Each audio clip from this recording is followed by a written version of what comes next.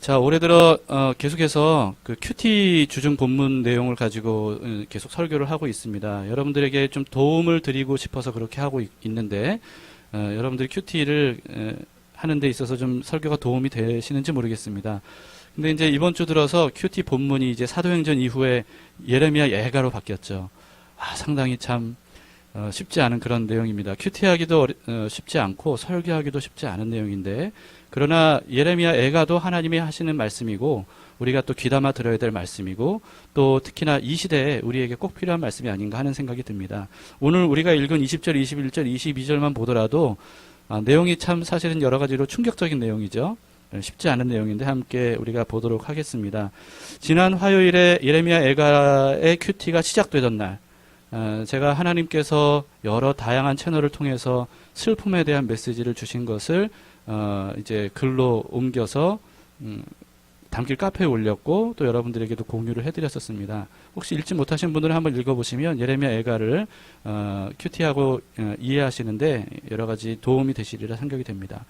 예레미야 애가에 대해서 먼저 좀 설명드리고 싶은데요. 예레미야 애가의 애가라고 하는 것은 슬픔의 노래라는 뜻입니다. 그러니까 사랑 애자가 아니에요. 슬플 애자입니다. 그러니까 예레미야가 슬퍼하며 지은 노래이죠. 한글로 번역된 이 성경을 우리가 보면 원문을 우리가 참 느낄 수가 없는데요. 이 원문상으로는 시입니다. 시구로 되어 있어요. 특히나 여러분 각 장마다 몇 절씩 되어 있는지 한번 보시겠어요? 각 장마다 1장은 몇 절까지 되어 있습니까? 2장은요? 3장은요? 66절, 4장은 22절, 5장도 22절. 희한하게도 3장을 빼고 다 22절이고 3장도 22의 3배수인 66절이죠. 이게 왜 그러냐 하면 시 형식인데 어떤 시 형식이냐 하면 히브리어 12글자 알파벳 문자 그것을 하나씩 차례로 해서 한 절씩 쓴 내용입니다. 그래서 22절이 되는 거죠. 그리고 3장 같은 경우에는 세 절당 각각 알파벳을 사용을 한 겁니다. 그러니까 영어로 치자면 A로 3절을 쓰고 B로 3절을 쓰고 이런 식으로 해서 22개의 알파벳을 사용해서 66절이 되는 거죠. 그리고 마지막 5장 같은 경우는 사실 알파벳 숫자를 따르지도 않았고 시 형식도 아니고 산문 형식인데 그럼에도 불구하고 22절로 맞춤으로써 예레미야 애가 전체가 어떤 통일성을 가질 수 있는 그런 어떤 형식으로 이렇게 집필이 되어 있습니다. 근데 왜 이런 형식을 사용했을까요? 이 예레미야 애가뿐만 아니고요. 시편에도 이런 형식으로 쓰는 시들이 있는데 그건 왜 그러냐면 암기하기 쉽도록 그렇게 쓴 거예요. 그러니까 뭐냐면 알파벳 A 하면 1절은 A로 시작하는구나 하면 외우기가 쉽잖아요. 2절은 B구나, 3절은 C구나. 그러니까 첫 글자가 뭔지를 알면 그 다음은 외우기 쉽기 때문에 그렇게 이해하고 외울 수 있도록 이런 형식으로 시를 쓴 거죠. 여러분 그러면 이걸 통해서 우리가 알아야 되는 건 뭐냐면요. 예레미야가 애가를 쓴 것은 단지 개인의 어떤 슬픔을 표현하기 위한 것만은 아니었다는 겁니다. 무슨 뜻입니까? 가급적 많은 사람들이 이 시를 기억하기를 바랬어요. 외우기를 바랬어요. 그리고 읊조리기를 바랬어요. 결코 잊지 말아야 될 슬픔이라는 뜻이에요. 그러니까 예레미야 애가는 참 큐티하기도 읽기도 그 내용상 참 받아들이기도 참 어려운 내용이지만 그러나 반드시 기억해야 되는 슬픔이라는 겁니다. 그래서 성경에까지 기록이 된 거죠. 우리는 슬픈 일이 있으면 무조건 어떤 부정적으로 생각하고 잊어버리려고 하는 경향이 있습니다. 그러나 성경은 반드시 잊지 말고 기억해야 될 슬픔이 있다고 우리에게 알려주고 있어요. 그 중에 하나가 바로 예레미야 애가이죠. 그렇다면 예레미야 애가는 어떤 슬픔을 노래하고 있는 것일까 하는 건데요. 쉽게 말하자면 나라의 패망입니다. 나라가 망했어요. 완전히 망해버렸습니다. 남북으로 갈라진 이스라엘이었거든요. 우리나라하고 참 비슷하죠. 근데 북이스라엘은 이미 멸망했어요. 그리고 남아있었던 남유다조차도 바벨론이라고 하는 강대국에 의해서 완전히 패망하고 말았습니다. 뿐만 아니라 이스라엘 백성들은 거룩한 성 예루살렘 성을 거룩하다고 생각했거든요. 그리고 성전은 하나님의 집이잖아요. 거룩한 곳이었어요. 이곳은 영원할 거라고 믿었어요.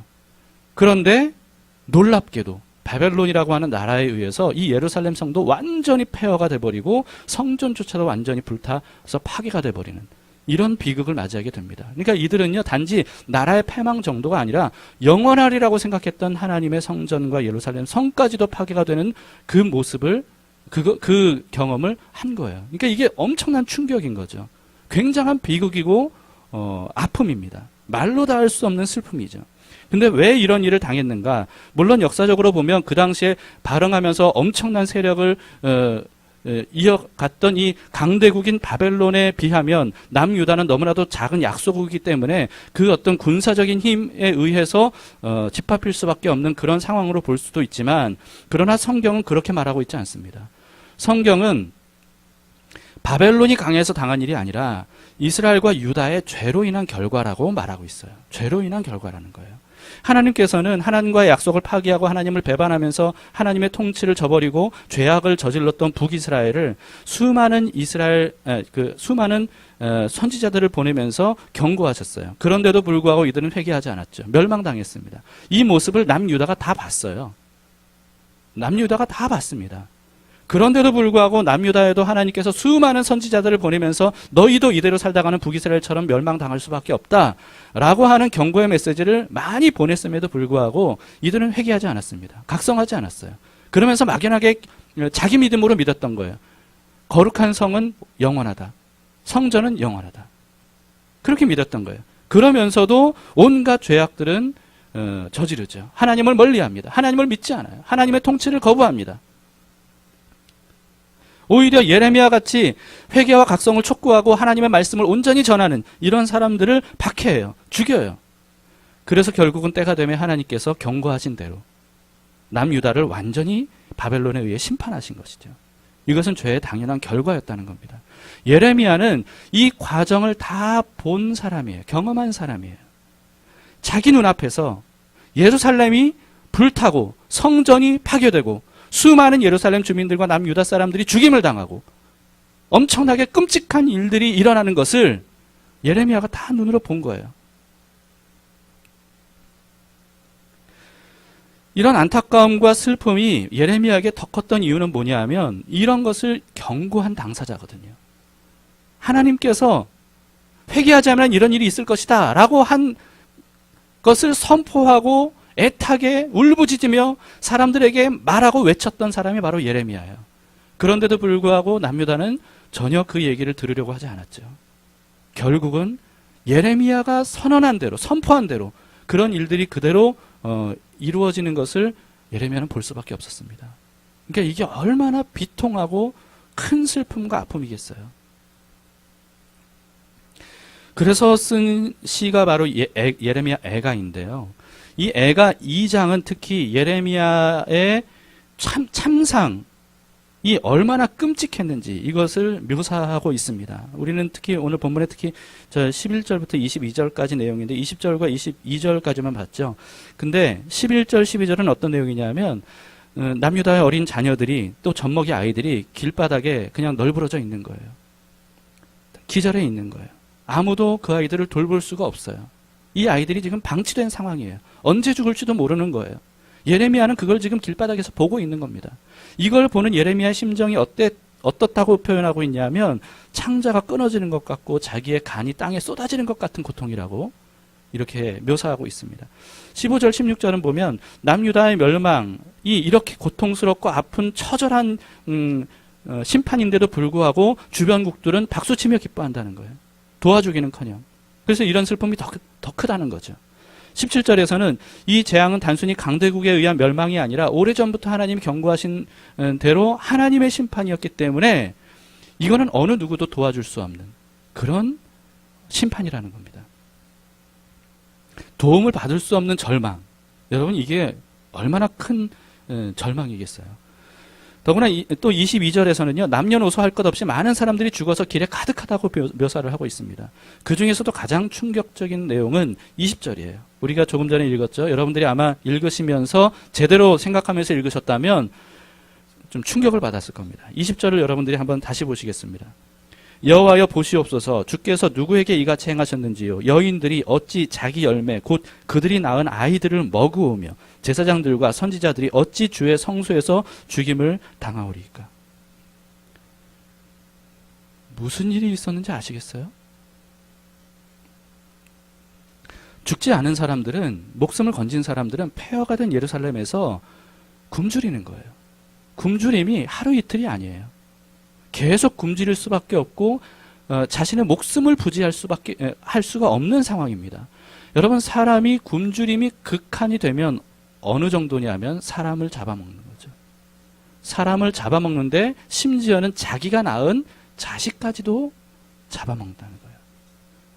여러분, 이게 꾸며낸 얘기일까요? 아닙니다. 전혀 그렇지 않아요. 우리 조선에도 이런 일이 있었다고 말해요.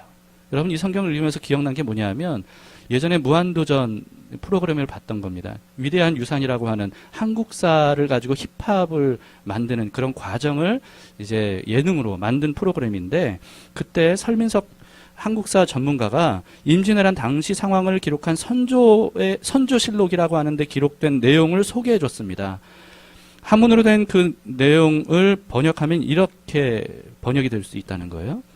기근이 극도에 이르러서 심지어 사람의 고기를 먹으면서도 전혀 괴이하게 여기지 않습니다. 길가에 쓰러져 있는 굶어 죽은 시체에 온전히 붙어있는 살점이 없을 뿐만 아니라 어떤 사람은 산 사람을 도살해서 내장과 뼈까지 먹고 있다고 합니다. 보고 듣기에 너무도 참혹합니다. 이게 이제 임진왜란 당시에 대한 참혹함을 말해주고 있는 거죠. 여러분, 근데 이스라엘과 조선에만 이런 참상이 있었을까요? 아닐 겁니다. 아마도 많은 나라들, 많은 곳곳에서, 세계 많은 곳곳에서 이런 참혹한 비극을 경험한 적들이 많이 있으리라 생각이 됩니다. 제가 이 본문을 큐티를 하던 날 내용을 읽으면서 이런 생각이 들었어요. 또 무한도전 이 내용을, 조선실록의 내용을 기억하면서 이런 생각이 들었습니다. 와, 지옥이 따로 없구나. 이런 생각이 들었습니다. 이런 게 바로 지옥 같은 상황이 아닐까. 그러면서 문득 이런 생각이 들었습니다. 아, 혹시 하나님께서 이 예레미야 애가를 통해 우리에게 알려주시려고 하는 것은 지옥의 참상이 어떤지 그것을 알려주시려고 하는 건 아닐까. 그런 생각이 들었습니다. 그래서 오늘은요, 놀랍게도 주요 주제가 지옥입니다. 여러분, 천국을 믿으세요? 천국을 믿으십니까? 그러면 지옥도 믿으셔야 돼요. 사실 오늘 내용을 제가 정리를 하면서 내용이 너무 많더라고요. 근데 예전에도 이럴 때 두 주로 나눠서 이렇게 하기도 해봤지만 이게 참 그러기도 어려운 내용이고, 또 두 주 지나면 다음 주에 여러분들이 또 다 잊어버릴까봐 이게 오늘 어쨌든 좀 최대한 좀 지나갈 것들은 지나가고 빨리빨리 넘어가도록 하겠습니다. 대신에 여러분들이 좀 집중해서 들으시고요. 좀 내용이 이렇게 좀 딱딱딱딱 제대로 연결이 되지 않는 것처럼 보이더라도 양해를 해주시길 바라요. 여러분, 그 지난주인가요? 그 설교 제목을 기억하십니까? 사두개인, 바리새인, 그리스도인이었습니다. 그때 죽음에 대한 말씀을 드렸죠. 죽음이 끝이 아니라는 겁니다. 그래서 죽음 이후를 준비를 하는 삶을 살아야 된다. 그런 말씀을 드렸죠. 그런데 이 죽음이 어떻게 시작된 걸까 하는 겁니다. 죽음은 죄 때문이었습니다. 하나님은 죄를 지은 인류의 운명이 얼마나 심각한 결과를 낳는지를 알려주시기 위해서 죽음이라고 하는 불가항력적 절망을 겪도록 하셨습니다. 성경에서도 죄의 결과는 사망이다, 죽음이다 라고 여러 번 말씀을 하고 있습니다. 여러분, 죽음 앞에서는 모든 것들이 다 소용이 없어요. 아무리 돈 많아도 그 돈이 죽음 앞에서는 소용없습니다. 명예로워도 소용없어요. 권력도 소용없어요. 학력, 업적, 가족, 친구 다 죽음 앞에서는 소용이 없습니다. 어떤 도움도 되지를 못해요. 죽음을 피할 수 있는 방법은 없습니다. 죽음은 완전한 절망이에요. 이것이 죄의 결과라는 거예요. 그런데 인간의 육체적인 죽음, 이것은 첫 번째 죽음일 뿐이라고 성경은 말하고 있습니다. 요한계시록에서는 첫 번째 사망 이후에 두 번째 사망이 있을 것이라고 알려주고 있습니다. 그런데 하나님은 사실 이 둘째 사망이 진짜 죽음이고 진짜 회복할 수 없는 완전한 그 절망 상황인데, 이것을 피할 수 있도록 해주시기 위해서 첫 번째 사망이라고 하는 상징적인 죽음을 우리에게 주신 거예요. 둘째 사망은 영원한 지옥입니다. 자, 지옥이라고 번역된 성경은 원어는 뭐냐면요, 스올, 두 가지 단어가 있거든요. 스올이라는 단어가 있는데 성경에 스올이라고 그대로 써 있는 경우도 있고 음부라고 번역이 된 경우도 있어요. 이게 다 스올이라고 하는 단어거든요. 근데 스올은 뭐냐면 죽은 자들이 가는 곳을 의미합니다. 성경에 이제 총 66번 회 언급이 됐어요. 근데 이제 스올 외에 또 하나의 지옥을 말하는 단어가 있는데 게헨나라고 하는 단어입니다. 게헨나. 이 게헨나는 스올이 어떤 곳인지를 상징적으로 보여주는 곳이에요. 이 게헨나가 원래는 흰놈 계곡, 게헨나라는 말뜻 자체가 흰놈 계곡이거든요. 흰놈, 하얀 놈 계곡이라는 뜻이 아니라 흰놈이라고 하는 사람이 있어요. 흰놈. 그래서 성경에서는 흰놈의 골짜기 또는 흰놈의 아들 이런 표현이 있거든요. 근데 흰놈 계곡이에요. 골짜기. 이게 바로 게헨나라고 하는 말인데 왜 이 게헨나가 지옥이냐 하면 남유다 시절에 악한 왕이 있었습니다. 아주 남유다의 가장 극악한 왕 두 명이 있다면 아하스 왕과 므낫세 왕이었어요. 그런데 이 므낫세 왕 때 바알신과 그 몰렉신에게 어린 아들을 여기서 바쳤어요. 그러니까 자기 아들을 이 게헨나에서 바쳤어요. 왕만 바쳤겠어요? 복 받고 싶은 사람들이 자기 아들을 불태워 죽였어요. 이런 곳이었어요. 그래서 선한 왕이었던 하나님을 경외하는 왕인 요시야 왕 때 이르러 이곳을 완전히 불태워 버립니다. 그리고 여기를 어떤 용도로 쓰게 되냐면 쓰레기를 소각하는 곳으로 써요. 그래서 여기에 온갖 잡동산이 더럽고 지저분하고 불태워 없어버려야 되는 것들, 진 안에 있어서는, 성 안에 있어서는 안 되는 것들을 다 끌어다가 모아서 거기에 다 버리는 거예요. 그리고 불태우는 겁니다. 그러니까 여기에는 동물의 어떤 시체들 이런 것들 뿐만 아니고요. 죄인들의 사체, 다시 말해서 이제 무덤에 장사될 자격이 없는 그런 죄인들을 끌어다가 여기에서 다 불태워버렸어요. 그래서 이 게헨나는 어떤 곳이었냐 하면 항상 불이 타오르는 곳이었습니다. 그러니까 악취가 진동하는 곳이겠죠. 그리고 누구도 가고 싶지 않은 곳이겠죠. 눈뜨고는 참아 볼 수 없는 어떤 그런 참혹한 현장이겠죠. 이게 바로 게헨나, 흰놈의 골짜기였어요. 그 골짜기 전체가 그런 곳이었습니다. 이런 곳이다 보니까 게헨나가 후에는 지옥을 의미하는 말로 쓰이게 된 거예요. 지옥이 어떤 곳이냐? 게헨나다. 게헨나 같은 곳이다. 그래서 게헨나 하면 지옥을 떠올리게 된 거죠. 예수님도 이 게헨나라고 하는 단어를 여러 번 사용하셨습니다. 여러분, 지옥은요, 게헨나처럼 가장 처참한 형벌을 영원히 받는 상태예요. 근데 형벌은 다른 게 아닙니다. 선하시고 사랑 그 자체이신 하나님과 하나님 나라로부터의 완전한 격리를 의미하는 거예요. 게헨나가 그런 곳이잖아요. 성 안에 있어서는 안 되는 것들을 다 끌어다가 격리해서 불태워버리는 거. 이게 바로 게헨나, 지옥이거든요. 그런 것처럼 지옥은 그런 곳입니다. 여러분, 천국이 천국인 이유가 뭘까요? 예전에도 제가 여러 번 이런 말씀 드렸었는데 천국이 천국, 말 그대로 환상적인 천국인 이유가 뭐예요?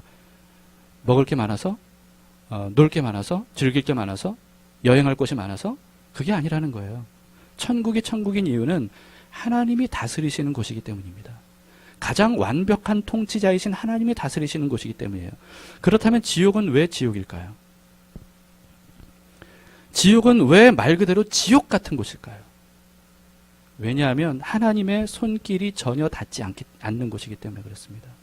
하나님의 다스리심이 격리된 곳, 하나님의 다스리심과 상관없는 곳, 하나님과 전혀 교감할 수 없고 교통할 수 없는 곳, 그렇기 때문에 지옥인 거예요. 거기에는 선이 없습니다. 사랑이 없습니다. 왜? 사랑과 선은 하나님께 속한 것이잖아요.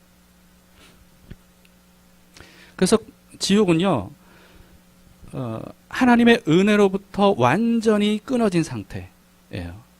하나님의 은혜로부터 완전히 끊어진 상태. 그래서 지옥인 겁니다. 이것이 진짜 죽음의 실체, 성경에서는 둘째 사망이라고 그러죠. 둘째 사망의 실체입니다. 여러분, 천국은 어떤 곳입니까? 천국은 뭡니까? 하나님의 나라죠. 천국, 하늘, 나라국. 근데 번역하면 하나님의 나라입니다. 다시 말해서 아까 말씀드린 것처럼 가장 선하고 의로우신 왕이신 하나님이 다스리시는 상태. 이게 바로 천국의 상태예요. 장소라고 제가 표현을 안 했습니다. 이게 이제 장소라고 표현하면 여러분들이 오해를 하실까봐. 상태라고 표현을 했습니다. 왜냐하면 천국은 영원한 곳이거든요. 영원은 시공간을 초월한 곳이에요. 그래서 장소라는 표현이 좀 적당치 않을 수 있어서 제가 그렇게 표현을 한 겁니다. 여러분, 그래서 천국은 하나님이 다스리시는 상태인데요. 그래서 하나님의 손길이 언제 어디서나 닿는 상태를 바로 천국이라고 표현할 수 있습니다. 자, 그런데 죄는 뭡니까? 죄는 이와 같은 하나님의 다스리심을 거부하는 것이에요. 이게 바로 죄입니다. 하나님 나라의 법을 무시하는 거예요. 이게 바로 죄예요. 그런 사람들은 하나님의 법에 의해 움직이게 되는 하나님 나라에 합당하지가 않은 거죠. 그렇기 때문에 하나님 나라에서 격리시키는 거예요. 그래서 지옥에 보내는 거죠. 자, 여러분, 무신론자들은 여러 가지 주장을 합니다. 그 중에서 대표적인 주장이 두 가지가 있어요. 예전에도 제가 소개해드린 적이 있는데, 근데 이 주장을 가만히 보면 완벽하게 모순되는 주장이에요. 첫 번째 주장, 대표적인 주장 하나는 뭐냐 하면, 하나님이 존재하신다면 왜 이 세상에 이렇게 악이 가득하냐는 거예요. 선한 하나님이 존재한다면 어째서 이 세상에는 악이 이토록 가득하자는 거예요. 악이 세상에 가득한 걸 보니까 하나님은 없다 하는 거죠. 두 번째는 사랑의 하나님이시라고 한다면 왜 사람들을 지옥에 보내는가 하는 거예요. 그것은 모순이라는 거죠. 사랑하시는데 지옥에 보낸다? 모순이라는 거예요. 그래서 하나님은 없거나 하나님은 악하다. 이렇게 주장하죠. 여러분, 하나님이 존재하지 않기 때문에 세상이 악한 겁니까? 하나님은 이 세상의 죄악에 대해서 그동안 수없이 많이 경고했어요. 수없는 경고를 하셨어요. 죄와 악을 회개하고 돌이키지 않으면 반드시 그와 같은 심판을 당하게 될 것이라고 경고하셨어요. 그런데도 불구하고 이 세상에 악이 가득한 이유는 뭡니까? 하나님이 존재하지 않아서가 아니라 하나님의 이와 같은 경고를 무시하고 믿지 않고 살았기 때문이에요. 그렇기 때문에 이 세상에 악이 가득한 겁니다. 또 왜 사랑의 하나님이 사람들을 지옥에 보내십니까? 저는 이렇게 말할 때마다 묻고 싶어요. 그걸 정말 몰라서 묻는 거냐고. 되묻고 싶어요. 그걸 정말 몰라서 묻는 걸까? 여러분, 우리나라에 사람들이 감옥을 왜 보냅니까? 법을 어긴 사람들을 감옥에 왜 보내요? 죄 지은 사람들을 감옥에 보내는 것은 악한 일인가요? 아니에요. 오히려 정의로운 일이에요. 오히려 선한 일이에요. 악한 사람들을 그 악대로 처벌하지 않는 것이 오히려 악이죠. 그래서 여러분, 이런 얘기가 있잖아요. 무전유죄, 유전무죄. 이게 무슨 뜻이에요? 죄를 지었는데도 불구하고 돈 많다고, 또 권력 있다고, 또 여러 가지 어떤 기득권을 가지고 있다고 그 죄에 대한 처벌을 받지 않는 것은 부당한 일이다. 그거는 악한 일이다. 라고 하는 말이잖아요. 죄인이 처벌을 받고 감옥에 들어가는 것은 악한 일이 아니에요. 그렇게 심판하는 것은 정의로운 일이에요. 선한 일이에요. 요즘 미투 운동으로 인해 성범죄가 많이 드러나고 있죠. 이런 잘못을 저지른 사람들에 대해 수많은 사람들이 비난을 쏟아내고 있습니다. 처벌해야 된다는 거예요. 진상을 철저히 규명해서 법의 심판을 받도록 해야 된다는 거예요. 감옥에 쳐넣어야 된다는 거예요. 이게 정의라고 부르짖어요. 그런데도 하나님이 죄인들을 지옥에 보내시는 것에 대해서는 이해를 못해요. 여러분, 며칠 전에 한 살인자가 22년형을 받았습니다. 굉장히 중형이에요. 배우 송선미 씨의 남편을 죽여달라고 하는 청부를 받은 사람이 그 송선미 씨의 남편을 죽인 사건입니다. 살인 사건인데도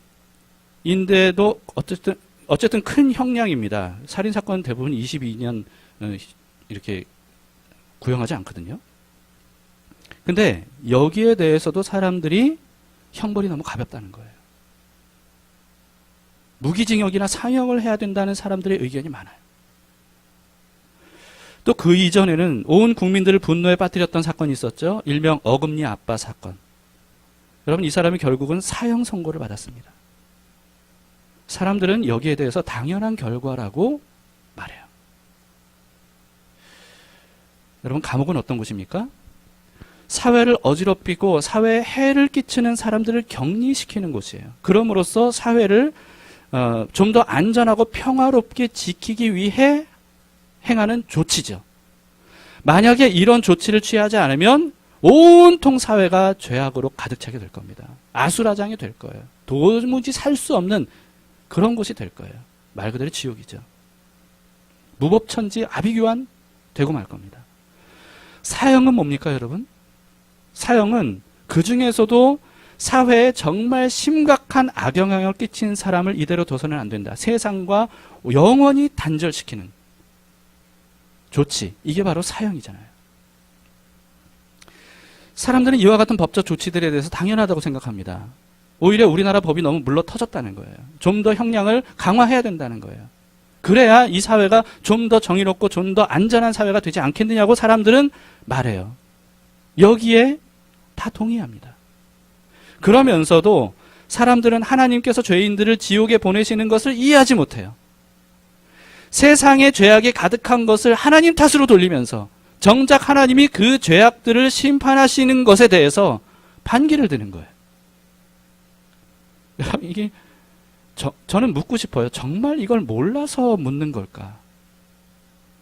정말 이게 모순인 줄을 모르고 있는 걸까?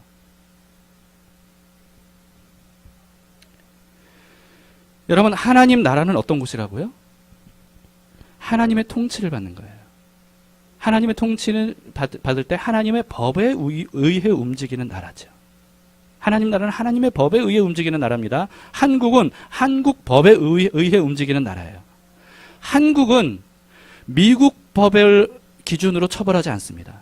한국은 한국 법을 기준으로 처벌해요. 마찬가지입니다. 하나님 나라는 하나님 나라의 법을 기준으로 처벌해요. 한국도 미국도 그 기준이 될 수 없어요. 하나님 나라의 법이 기준입니다. 하나님께서는 하나님 나라 법을 기준으로 죄를 범한 사람들을 처벌하셔요. 여러분, 북한이 북한인 이유는 뭐예요? 북한 법에 의해 집행되는 곳이기 때문이잖아요. 북한이 그래서 북한일 수밖에 없는 겁니다. 여러분, 한국이 한국일 수 있는 이유는 뭐예요? 한국의 법을 기준으로 처벌하기 때문이에요. 천국이 천국일 수 있는 이유는 뭡니까? 한국도 아니고 북한도 아니고 미국도 아니고 어느 나라가 아니라 천국 법을 기준으로 처벌하기 때문에 천국이 천국일 수 있는 거예요. 만약에 천국이 한국 법을 기준으로 처벌하는 곳이라면 더 이상 천국일 수 없는 겁니다. 무슨 의미인지 아시겠습니까?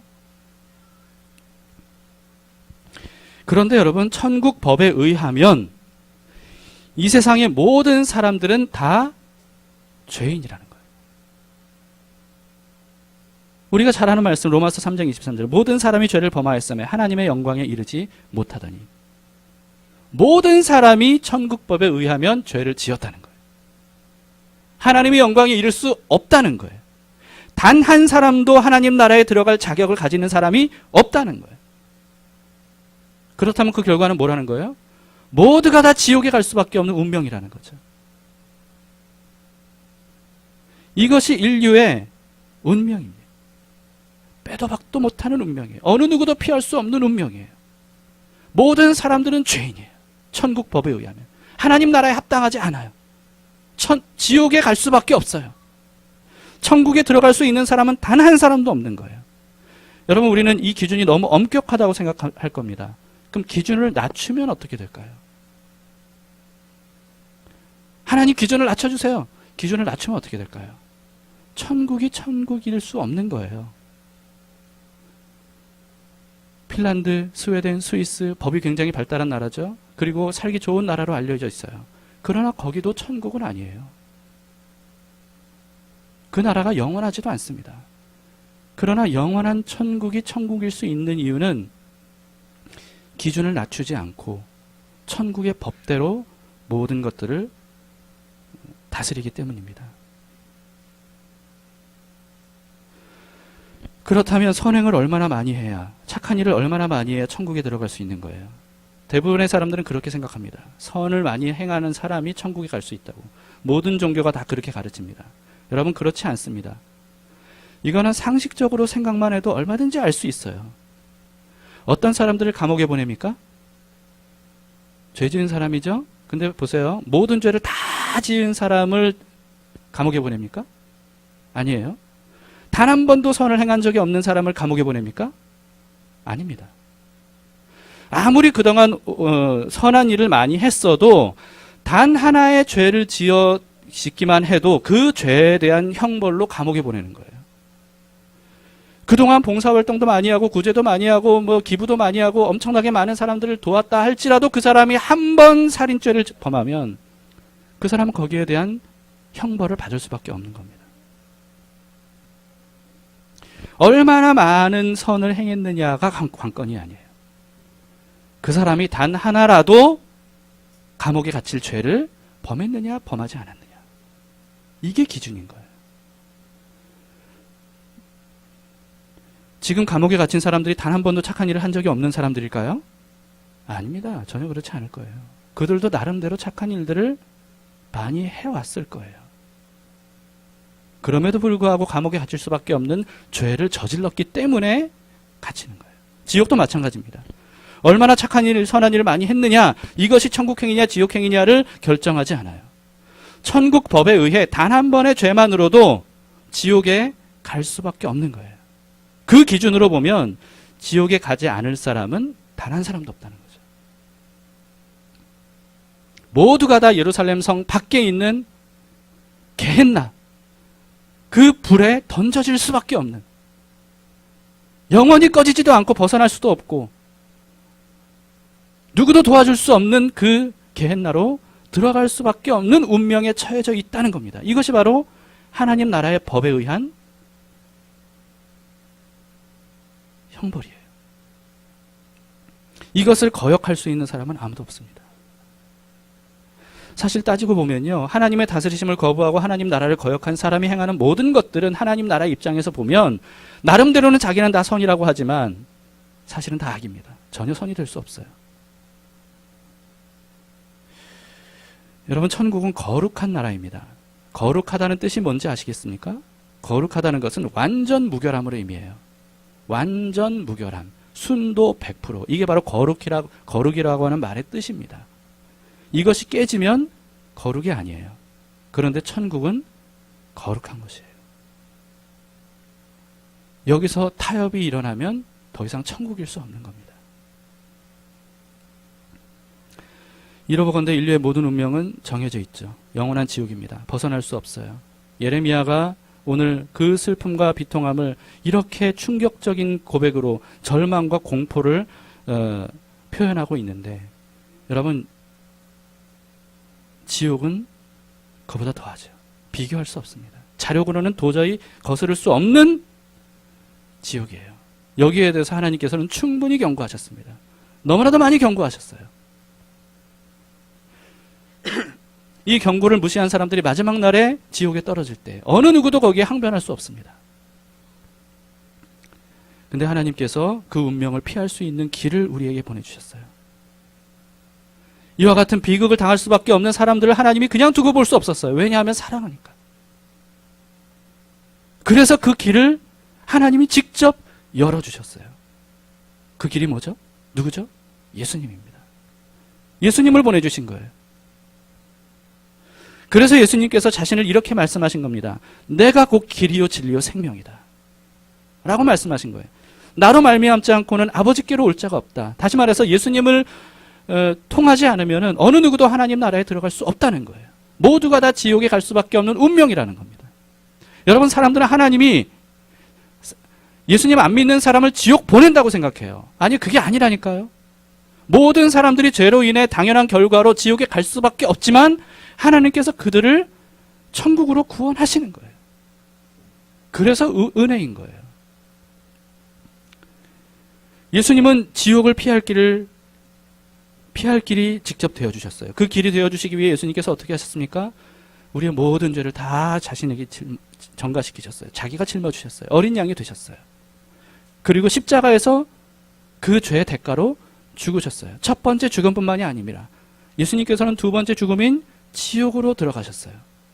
이로써 모든 인류의 죄의 값을 다 치르셨습니다. 여러분, 그런데 예수님은 모든 인류의 죄값보다 훨씬 크신 분이세요. 그분은 하나님이니까. 광대하고 무한하신 하나님이니까. 모든 인류의 죄악보다 훨씬 더 크신 분이세요. 그래서 지옥이 그분을 감당할 수 없는 거예요. 예수님께서 지옥 권세를 깨뜨리고 부활하신 겁니다. 지옥이 그분을 감당할 수 없었어요. 이길 수 없었어요. 여러분, 그로 인해서 예수님을 믿는 모든 사람들은 죄와 죄의 결과를 모두 다 해결받을 수 있는 거죠. 그래서 예수님의 의의를 힘입어서 하나님 나라에 들어갈 자격을 얻게 되는 거예요. 로마서 4장 25절에 이렇게 말씀합니다. 예수는 우리가 범죄한 것 때문에 내줌이 되고 또한 우리를 의롭다 하시기 위하여 살아나셨느니라. 예수님께서 하신 일이 뭡니까? 죄의 당연한 결과인 지옥에 들어갈 수 없는 밖에 없는 우리들의 모든 죄와 죄에 대한 결과를 다 해결해 주셨어요. 그리고 하나님의 영원한 의로움, 하나님의 의로움이 어떤 의로움인지 아시겠습니까? 한국 법에 의해 볼 때 의로움이라든지 그 당시 로마법이나 유대법에 의해 의롭다는 뜻이 아니에요. 하나님 나라의 법을 비추어 보건대 완전히 의로우신 예수님. 무슨 뜻인지 아시겠습니까? 하나님 나라는 거룩한 순도 100%라 그랬죠. 전혀 타협이 없는 그 엄격한 기준을 유일하게 완수하신 분이 바로 예수님이에요.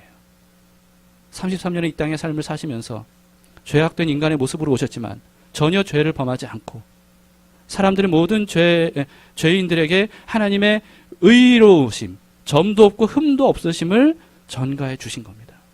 그래서 예수 그리스도를 덧입은 사람들은 하나님이 너는 거룩한 내 나라에 들어올 자격이 있다. 점도 없고 흠도 없는 어린 양, 하나님의 백성이여 들어오라 라고 하시는 거예요. 이것이 바로 예수님께서 하시는 일입니다. 여러분, 그래서 죄의 결과인 지옥을 면할 방법은 뭡니까? 단 하나밖에 없어요. 오직 예수님을 믿는 거예요. 그 손을 붙잡는 거예요. 예수님은 지금도 손을 내미십니다. 여러분, 오늘 그 주보 안에 예수님의 끈질기 구원이라고 하는 글과 그 그림을 한번 보세요. 예수님은 끊임없이 구원하시기 위해 끈질기게 그 손을 내미셔요. 그런데 그 손길마저 거부하면 구원받을 어떤 방법도 없다는 거예요. 구원을 받을 유일한 방법은 뭡니까? 끊임없이 내미시는 주님의 그 구원의 손을 내가 잡는 거예요. 이게 바로 믿음입니다. 누구든지 주의 이름을 부르는 자는 구원을 받으리라. 로마서 10장 13절. 누구든지가 중요합니다. 모든 사람들은 지옥에 갈 수밖에 없는 피할 수 없는 숙명으로 태어났지만 그러나 예수님께서는 그 죄인들 누구든지 오직 예수 그리스도만 믿으면 그분을 믿고 의지하고 그분의 의의를 내 것으로 삼고 나의 죄를 주님께 전가시키면 그러면 하나님 나라에 들어갈 수 있다는 겁니다. 제가 이런 말씀을 드렸습니다. 우리 이 땅에서의 평생은 영생을 위한 준비이며 연습 기간이다. 이렇게 말씀을 드렸습니다. 바로 이런 내용이에요. 여러분, 이 땅에서 우리가 해야 될 일들은 뭡니까? 영원한 그 나라에 들어갈 준비를 하는 겁니다. 가장 처음 해야 될 일은 내가 예수님을 덧입는 거죠. 예수님 안에서 하나님 나라 백성으로 거듭나는 거죠. 모든 죄가 예수 그리스도 안에서 십자가로 처벌되도록 오늘 우리가 늘 우리가 헌금 시간에 찬양하는 것처럼 주의 손에 나의 손을 포개고 주의 발에 나의 발을 포개서 내가 죄악된 내가 주님과 함께 죽고 그리고 내가 주와 함께 의로운 하나님의 나라에서 영생을 사는 이것이 바로 이 땅에서 우리가 해야 되는 일입니다. 그러기 위해 우리가 해야 될 일이 뭡니까? 한국에 살아도 천국 법대로 사는 법을 연습하는 거예요. 이게 바로 우리가 이 땅에서 살아야 될 의미입니다. 이걸 연습해야 돼요. 예수님으로 덧입어서 예수님으로 덧입어서 천국법을 완벽하게 지키신 그분으로 사는 법, 이것을 연습하고 배우는 것이 바로 이 땅에서의 삶입니다. 말씀을 마치겠습니다. 여러분, 영원한 지옥뿐이 아닙니다. 이 땅에서의 지옥 같은 삶도 얼마나 많습니까? 이 세상은 정말 지옥 같은 경우가 많아요. 그 왜 그럴까요? 그거는 죄의 결과예요. 세상에 만연한 죄 때문입니다. 그 사람이 그런 고통을 겪는 이유는 그 사람 죄 때문이다. 여러분, 그렇게 치부하지 마세요. 그게 아니에요. 그 사람이 고통을 겪는 이유는 세상의 죄악이 만연하기 때문이에요. 모든 사람들의 죄 때문이에요. 내가 이 세상을 살면서 지옥 같은 경험을 하는 고통을 당할 수밖에 없는 이유는 내 죄 때문만이 아니라 우리 모두의 죄 때문인 거예요. 이게 바로 죄의 결과예요. 하나님을 거부한 사회는 지옥 같은 고통을 겪을 수밖에 없습니다. 근데 예수님께서 지옥 같은 그 세상에서도 구원하시려고 오신 거예요. 우리의 이름을 애타게 부르셔요. 우리를 향해 손을 내미셔요. 그 손을 붙잡으면 우리가 이 땅에서도 천국을 맛볼 수가 있습니다. 천국을 맛볼 수가 있어요. 지옥 같은 이 세상에서도. 이 땅에서도 하나님의 다스리심을 받으면 그렇게 되는 거예요. 하나님 나라 법을 따라 살면 그렇게 되는 거예요. 절망의 세상에서 소망을 발견할 수 있어요. 죄악 가득한 세상에서도 하나님의 사랑을 흠뻑 느낄 수 있습니다. 어떻게 하면? 구원자라 오신 예수님의 손을 붙들고 살면, 예수님을 힘입어 하나님 나라 법대로 살아가면, 그러면 그런 천국을 느낄 수 있다는 거예요. 왜냐하면 천국은 제가 말씀드렸죠. 어떤 장소로 표현할 수 없다니까요. 어떤 상태, 어떤 상태라고요? 하나님의 다스리심을 받는 상태. 이 땅에서도 하나님의 다스리심을 받는 상태로 우리가 들어가면, 주님이 말씀하셨어요. 그래서 천국이 여기 있다 저기 있다 말하지 마라. 너희 안에 있다. 무슨 뜻인지 아시겠습니까? 예수님께서 그래서 이렇게 기도하라고 가르쳐 주셨습니다. 우리가 예배 때마다, 예배 시작할 때마다 우리가 기도하잖아요. 예수님이 이렇게 기도하라고 가르치셨어요. 아버지의 나라가 오게 하시며 아버지의 뜻이 하늘에서와 같이 이 땅에서도 이루어지게 하소서. 예수님은 왜 이렇게 기도하라고 가르치셨겠습니까? 이게 이 땅에서도 가능하기 때문이에요. 이 땅에서도 하나님의 나라가 올 수 있다는 거예요. 경험할 수 있다는 거예요. 그 하나님의 나라의 다스리심을 받으며 살 수 있다는 거예요. 누구든지 주의 이름을 부르는 사람은 이와 같은 구원을 얻으리라 확신합니다. 말씀을 생각하면서 함께 기도합시다.